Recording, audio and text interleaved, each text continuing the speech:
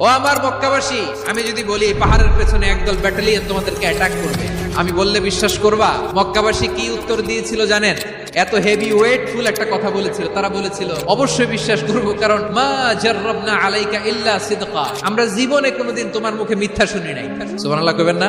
ও মিয়া, যে এলাকায় আপনি জন্মগ্রহণ করলেন, আপনার শৈশব, কৈশোর, আপনার তারুণ্য, আপনার যৌবন যেখানে কাটালেন, ওই এলাকার লোকেরা যদি এক বাক্যে বলে তুমি যা বলবা তাই বিশ্বাস করব, কারণ তোমারে তো মিথ্যা কইতে শুনি নাই। মা জাররাবনা আলাইকা ইল্লা সিদকা, we have never ever witnessed a single lie from you. দেখেন, এই কথার মাধ্যমে এক বাক্যে বিগত 40 বছরের সার্টিফিকেশন হয়ে গেছে। বিগত 40 বছর আমার নবী মক্কায় কেমন লাইফ লিড করেছেন, এক বাক্যে সার্টিফিকেশন, মা জাররাবনা আলাইকা ইল্লা সিদকা। তখন বিষ্ণু বললেন ফা ইন্নী নাযীরুল লাকুম বাইনা ইয়াদাই আযাবিন শাদীদ, যদি আমার কথা বিশ্বাস করো তাহলে জেনে রাখো, যদি মূর্তি পূজা আর এই শিরকি কর্মকাণ্ড ছেড়ে না দিয়ে এক আল্লাহর পথে ফিরে না আসো, কঠিন আযাব তোমাদের জন্য অপেক্ষা করছে। আওয়াজ করে পড়েন আল্লাহু আকবার।